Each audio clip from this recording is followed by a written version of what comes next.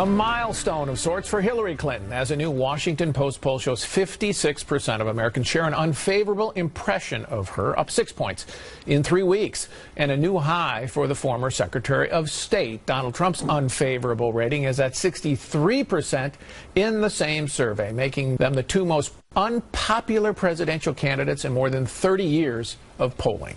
We're back with Kim Strassel, James Freeman, Mary O'Grady, and Joe Rago. So, James, you heard Ed Goaz say it's still winnable, but Trump is trailing. Where do you see the race?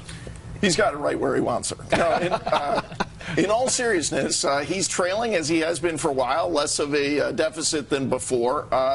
When Kellyanne Conway joined this campaign, she said she'd rather be in his position than in Hillary Clinton's, and I think she would still say that. If you look at the upside that each candidate has going into the stretch here, normally when incumbents, and I think you have to consider her the incumbent because she's the establishment figure running for an Obama third term, when they're in the situation she is, they are in deep trouble. They often lose. Late deciders tend to give the new guy a try.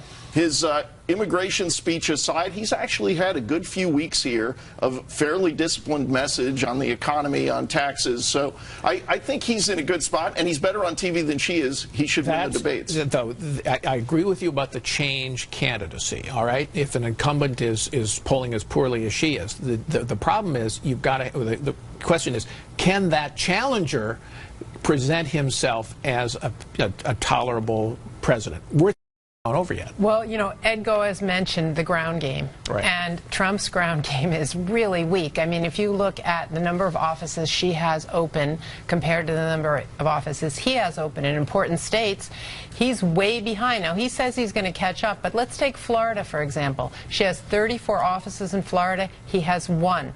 What is he going to do to fix that? He's going to use RVs. And he has 3 RVs. He's going to put one down the I-4 corridor. Yeah, right. And he's got 2 others that are going to roam around the state. And their other part of their strategy there is registering voters. Maybe it's going to work, but I think that's a little bit of a stretch. There is a real disconnect here in just the breadth of the organization, Joe. I mean, Clinton is really a machine. They've got a lot set up.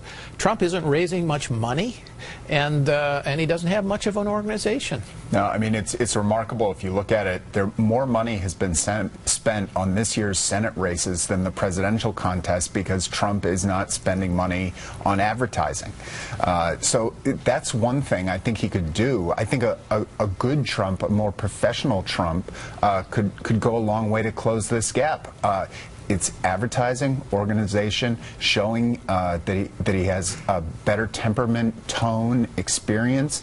If he does those things, I think he could make it more competitive. Kim, on that point about performance, it does seem that a lot of people are giving Trump more credit for being a more consistent, more disciplined campaigner over the last couple of weeks, as James suggested. Reading off the teleprompter, doesn't have any riffs that are getting him into trouble.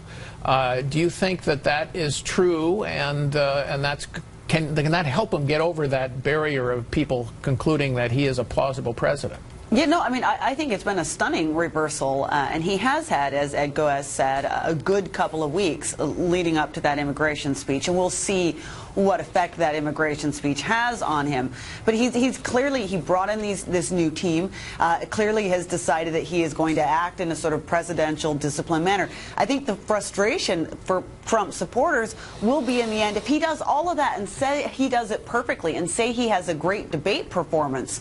And in the end, it nonetheless comes down to the things that Joe was just talking about, and Mary, that he just doesn't have the ground game because he didn't do that investment.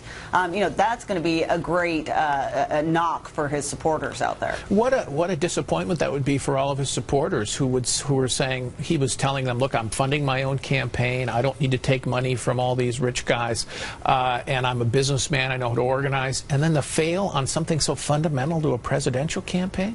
Yeah, I think he's got to write big checks at the end here. there at a minimum to keep faith with his supporters, and whatever he does after this to make sure they're backing him. But you can also look at this the other way. She has been outspending, out-advertising, out-organizing him for weeks and weeks and months, and where is the race? It's not working. The facts are bad for her. The American people don't like the Clintons' corruption, the dishonesty. Just this week we learned the Clintons have taken $16 million from taxpayers to support them in post-presidential life. This is as they're raising $2 billion James, for that the only foundation. means that she's an incredibly beatable candidate. So why the heck is he so far behind? He's not that far behind. I think she will be beaten. All right, thank you all. Still ahead, Hillary Clinton's unfavorable numbers may be tough to turn around as her email